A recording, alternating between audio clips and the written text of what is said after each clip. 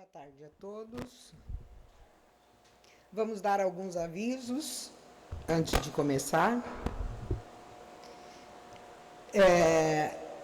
O Centro Espírita Bezerra de Menezes já iniciou as aulas da Mocidade Espírita, às segundas-feiras, às 20 horas, com crianças a partir de 12 anos. Até 12 anos na evangelização infantil, a partir de 12 na mocidade. As inscrições diretamente no dia da reunião, às segundas-feiras, na sala 4, uma sala no andar de cima. Vamos pedir a todos que estão nos ouvindo, estão nos assistindo, que coloquem uma garrafa de água, um recipiente com água, durante a nossa fala, para que no momento das vibrações seja solicitado os bálsamos necessários para fluidificar essa água, colocando nela o que a pessoa que a tomar necessite para fortalecer o corpo e o espírito. E vamos agora respirando bem fundo, cerrando os nossos olhos, mentalizando a figura do Mestre Jesus. E vamos nos dirigindo ao nosso anjo guardião, que está a postos ao nosso lado, que possa clarear as nossas mentes, acalmar os nossos corações, para que possamos assimilar os ensinamentos deste mesmo Mestre durante o nosso encontro nessa tarde. Para que possamos, nestes ensinamentos, estarmos sempre atentos ao Evangelho do Mestre e pautar a nossa caminhada terrena nesta atual reencarnação. Apenas com o coração vamos dizer a prece que Jesus nos ensinou, iniciando a nossa fala dessa tarde. Pai nosso que estais nos céus, santificado seja o vosso nome. Venha a nós o vosso reino, seja feita a vossa vontade, assim na terra como nos céus. Pão nosso de cada dia nos dai hoje, perdoai as nossas ofensas, assim como nós perdoamos a quem nos tem ofendido. Não nos deixes cair em tentação, mas livra-nos, Senhor, de todo o mal. Que assim seja, graças a Deus. Nós sabemos que Jesus é Filho de Deus. Sabemos também que ele é o Messias anunciado pelos profetas. Nós sabemos também que ele não veio se apresentar trazendo uma nova religião. Ele não fez isso. Ele veio anunciar o reino de Deus, que era um reino espiritual e não físico. Porém, ele morreu crucificado entre ladrões. Nós estamos fazendo uma revisão assim da nossa Páscoa, que terminou aí antes de ontem, né? Então ele foi crucificado entre ladrões, mas ele foi sepultado por senhoras santas e ressuscitou após 3 dias e subiu aos céus após 40 dias. Então, em resumo, essa foi a vida do nosso Mestre Jesus. No Livro dos Espíritos, na questão 625, Kardec pergunta aos espíritos, nós sabemos que foi uma equipe que fez esse livro, né? Perguntando, uma equipe de médiuns, perguntando aos espíritos e eles respondiam. Então Kardec pergunta: qual o tipo mais perfeito que Deus tem oferecido aos homens como guia e modelo? Os espíritos responderam: Jesus. E Jesus, na realidade, como ele morreu logo em seguida, quem propagou toda essa doutrina dele, todo esse evangelho, toda a vivência dele aqui na Terra, foram os profetas e os discípulos, que propagaram o cristianismo, e depois veio o espiritismo, dando toda a conotação, a interpretação necessária. O tema da nossa tarde hoje é Jesus, o bom pastor. Porque ele se nomeou pastor. Ele era pastor de ovelhas. No livro Momentos de Harmonia, de Divaldo Pereira Franco e Joana de Ângeles, ela fala das qualidades de Jesus. E eu vou reportar isso a vocês porque nós vamos ter uma noção exata de quem era este homem, filho de Deus. Então ela diz assim: não há notícia alguma que tenha havido uma outra pessoa igual a Jesus. Não tem notícia alguma. Ele foi único. O filho de Jesus foi único. Único, perfeito, diferente. Aí ela fala das qualidades dele. Diz assim: ele era um sábio incomum. Ele não era um pseudo-sábio, ele era um sábio incomum. Por quê? Porque ele, dos 13 aos 30, ele viveu em silêncio. Jesus apareceu no templo com 12 anos, depois nós não ouvimos mais falar dele. Dos 12 aos 30, ele se afastou. Até hoje nós não temos notícia de onde ele estava. Dizem que estava com os essênios, dizem que ele estava no deserto, mas ninguém tem uma notícia exata. Então ele foi um sábio incomum. Com toda a sabedoria que ele teve, ele entrou em silêncio dos 13 aos 30. Depois a vida pública dos 30 aos 33, apenas 3 anos.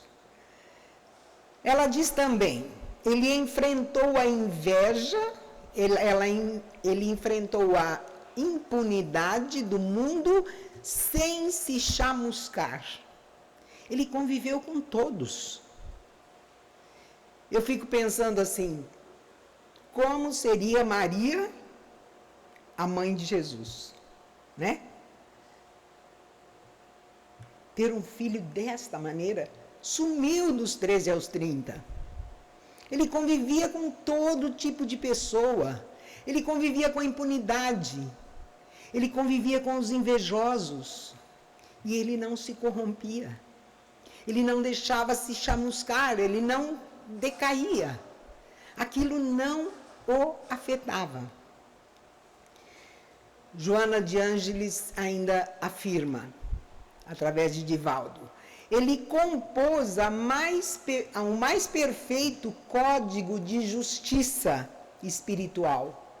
São as bem-aventuranças.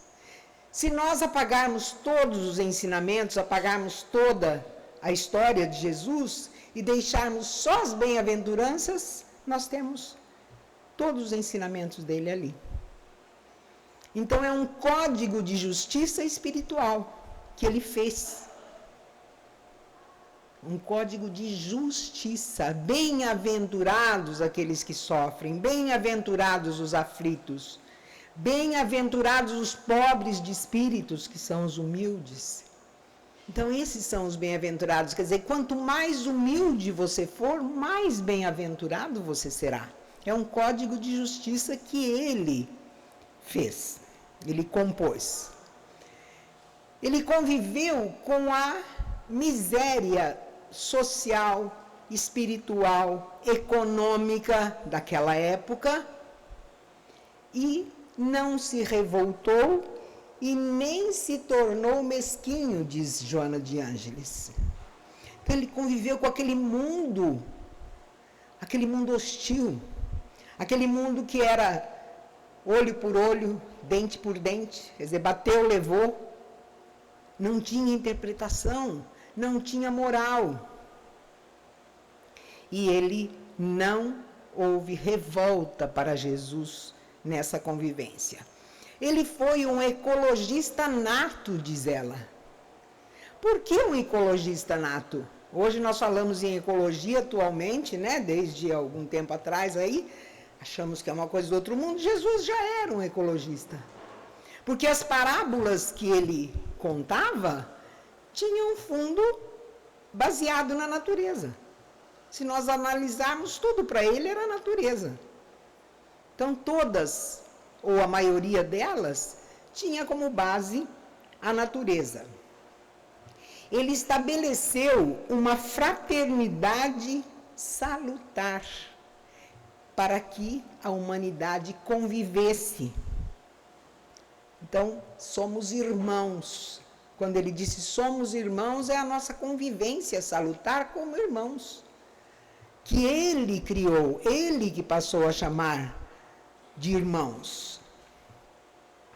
Ele animou a infância, ele animou os pecadores, ele animou os inimigos, porque dentro do evangelho dele está lá, amai os vossos irmãos, amai os pequeninos, amai os inimigos. Não é isso que ele diz? De modos diferentes, que ele explica, mas ele diz para a gente amar. Então, ele animou isso para que cada um, cada criança, cada inimigo, cada pessoa, aprendesse. Então, ele era um grande mestre. Esse era o tipo de pedagogia dele. Ele tinha uma pedagogia diferente de todo mundo. Ele tinha uma didática diferente. Ele foi, diz Joana de Ângeles, um terapeuta eficiente. Por que ele foi terapeuta? Porque ele curou enfermidades. Ele curou muitas enfermidades, então ele foi um terapeuta também. Só que ele não, diz Joana de Ângeles, que ele não ostentou esses poderes que ele tinha. Ele ocultou esses poderes. Quem fosse esperto que visse. Mas ele demonstrou tudo isso que ele, todos esses poderes que ele tinha, nos seus ensinamentos e nos seus atos, porque ele fazia. Ele não só falava, ele fazia. Ele curava, ele interpretava, ele corrigia. Ele foi disciplinado. Ele foi um ser muito disciplinado. Por quê? Porque ele foi obediente ao Pai. Por que ele morreu na cruz? Ele não precisava disso. Mas ele foi resignado e obediente. Ele aceitou aquilo que veio para ele. Ele renunciou. Ele aplicou a renúncia em sua vida. Porque ele entregou-se à cruz por amar demais.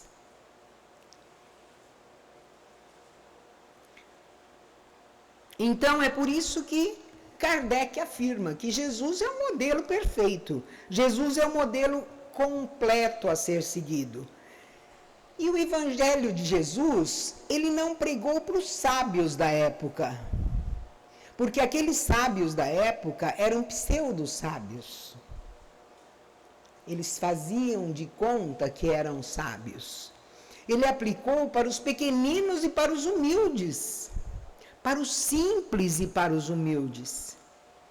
Porque foi daí que ele tirou os 12 apóstolos dele. Foi daí que os discípulos dele vieram. Então, os ensinamentos dele eram para os humildes e os simples, porque ele representava a paz. Ele era um enviado de Deus. O evangelista João conta que Jesus disse assim, porque Jesus não deixou nada escrito, né? Ele fez, ele não escreveu nada. Então, os que conviveram com ele passaram a ser chamados de evangelistas e começaram a contar o que Jesus fez e falou. Então, João diz assim, que Jesus falou. Eu sou a porta, entre aspas, das ovelhas.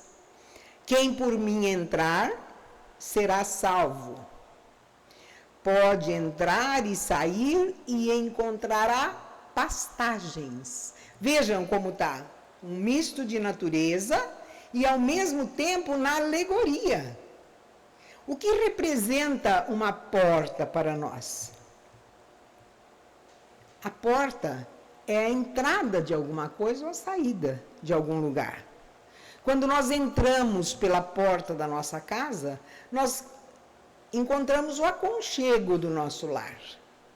Quando nós fechamos a porta da nossa casa, nós temos a segurança de estarmos lá dentro. Imagine uma casa sem porta. E vejam aonde ele foi buscar, na porta. Ele podia pegar qualquer outra coisa, mas a porta, o que representa a porta num local.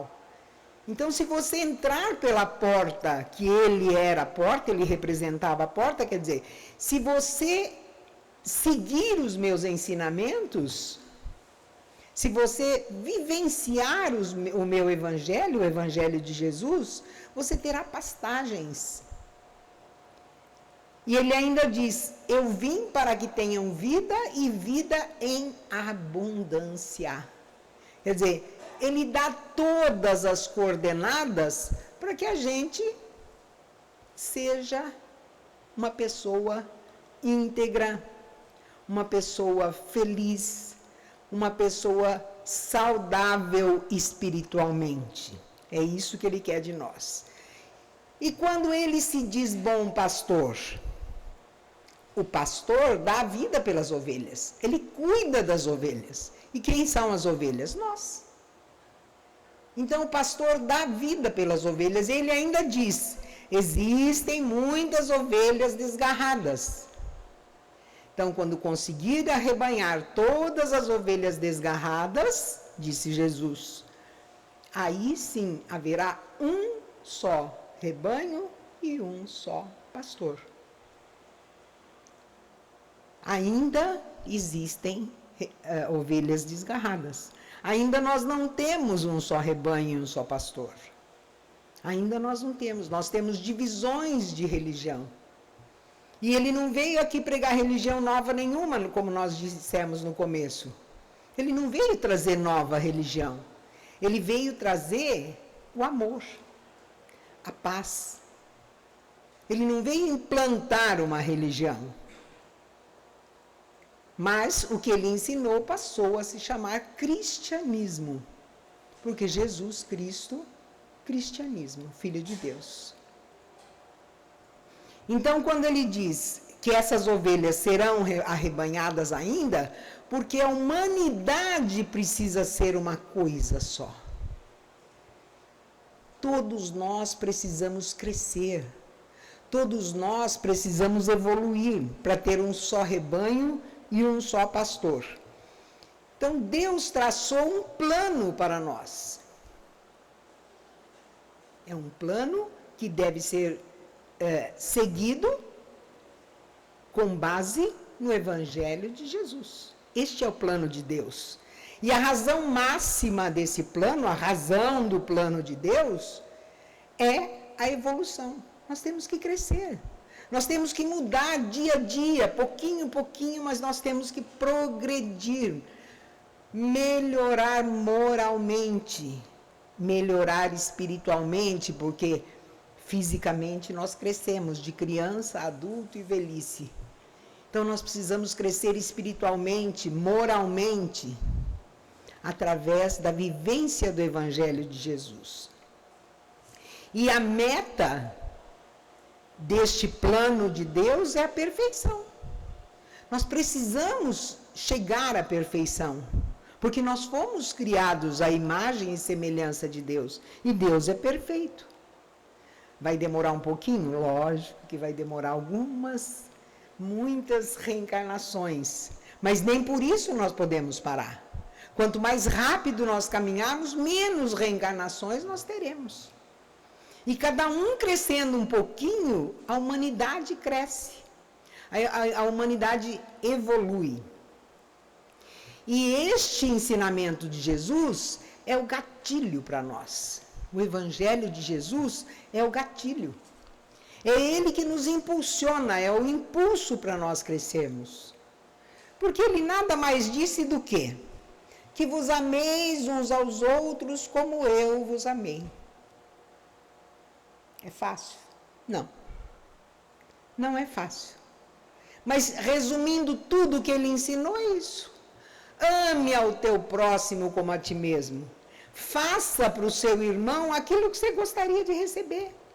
Mas nós não gostamos de pensar isso, né? Ainda não, porque nós estamos ainda muito imperfeitos. Nós estamos ainda num mundo de provas e expiações. Nós ainda estamos pagando dívidas de reencarnações passadas. Nós estamos ainda passando por doenças, por provas, por aflições, para aprender um monte de coisa. Mas logo a Terra vai passar a um mundo regenerador, onde haverá menos mal. Então o mundo melhora um pouquinho. Então aí nós podemos também ser melhores um pouco mais.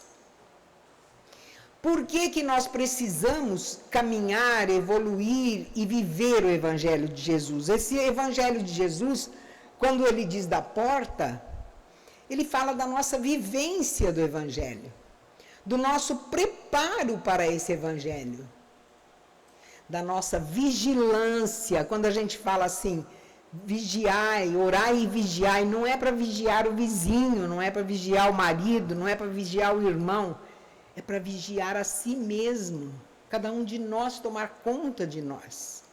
Cada um toma conta de si mesmo. Então, para a gente poder entrar nessa porta, nós precisamos estar vigilantes. Atentos aos nossos atos, atentos aos nossos pensamentos, atentos às nossas palavras. Eu não faço mal para ninguém, mas eu penso mal. Pensar também segura a nossa evolução, barra a nossa evolução. O pensamento é muito forte, o pensamento plasma. O pensamento cria. As pessoas falam, vou fazer um parênteses aqui, as pessoas falam muito assim, fizeram um trabalho para mim, nananana.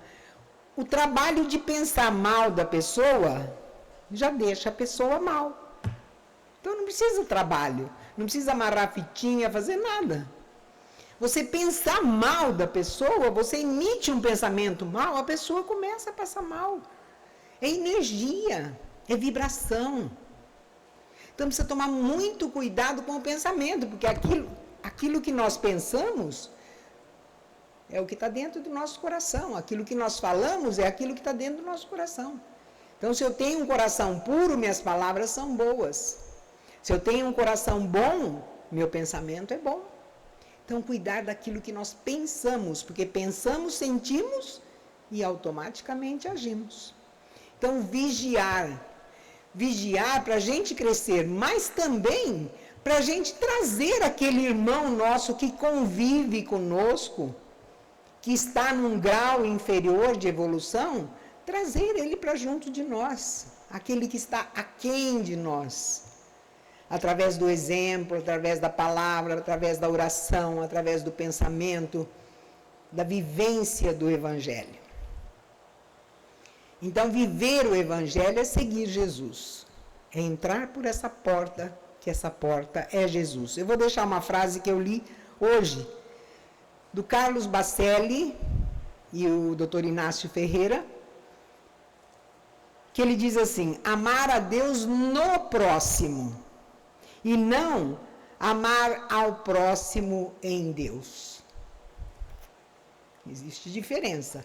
Então, amar a Deus no próximo. Não adianta você ficar amando a Deus lá e fazer mal ao próximo. Então, amar a Deus no seu próximo e não amar ao próximo em Deus. Não. Tá? Vamos ficar com essa frase para a nossa reflexão da tarde. Que Jesus nos abençoe.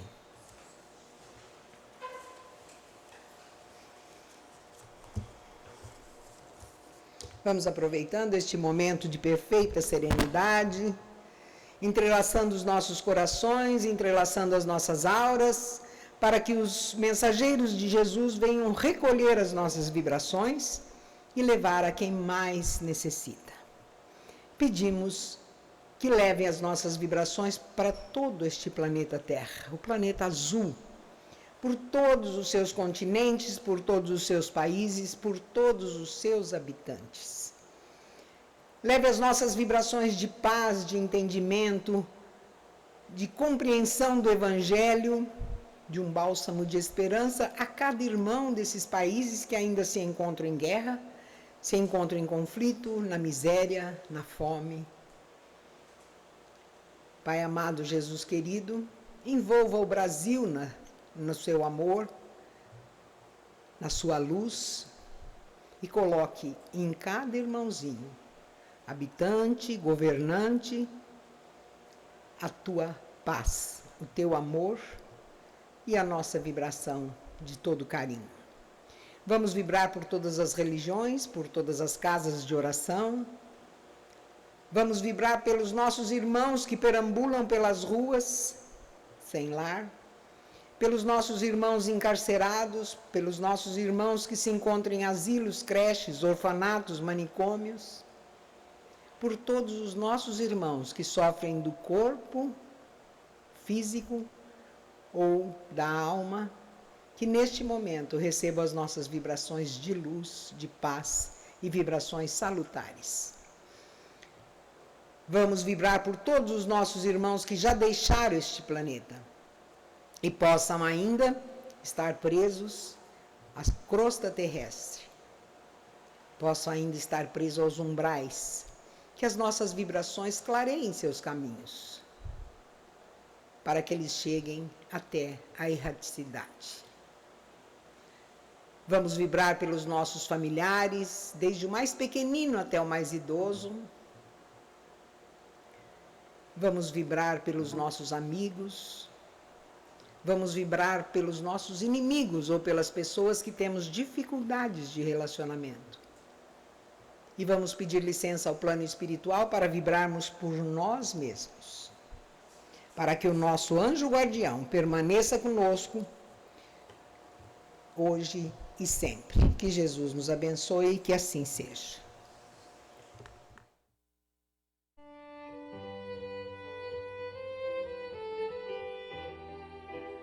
Passe virtual. Mentalize sua casa, sua família e seus desejos.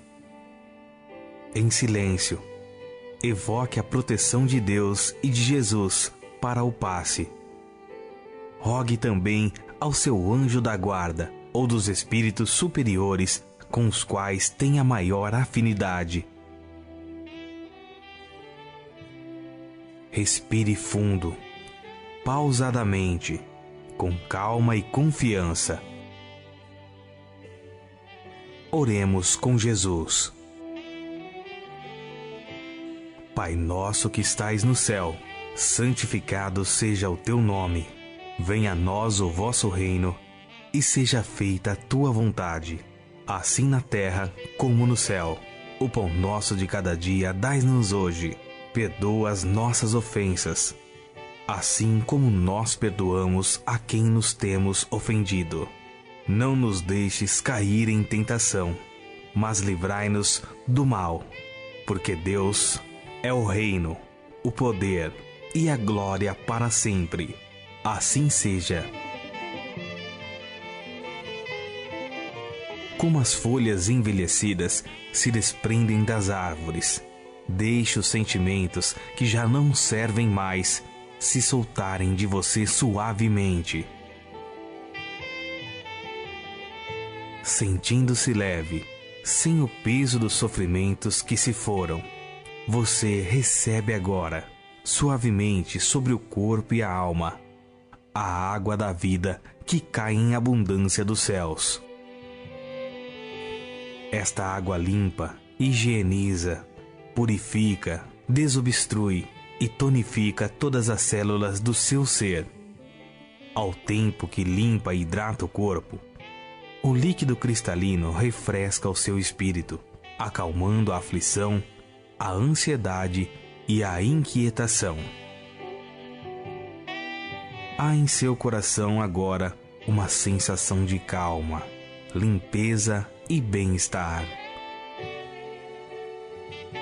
O sol de Deus surge para aquecer e aconchegar. Nesse momento, o amor maior aquece o seu ser, afastando de toda e qualquer aflição. Nenhum outro sentimento, que não o de alegria e confiança, assomam a sua mente agora. Você está em paz, envolvido pelo calor que o protege. Do coração da vida, flores perfumadas para você.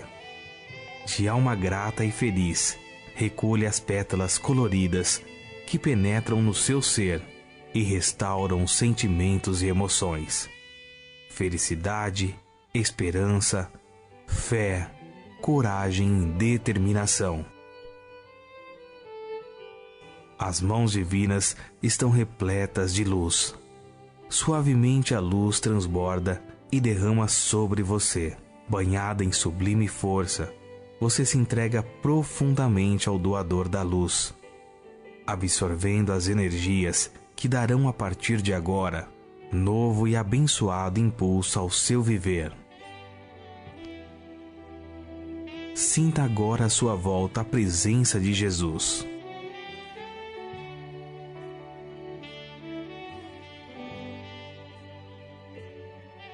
Ele te pergunta: me chamaste? Estou aqui. O que queres de mim hoje? O que precisas? Peça, meu filho. Peça, minha filha. Estou aqui para ajudar. Faça agora o seu pedido especial a Jesus, enumerando os problemas e as dificuldades que lhe afligem.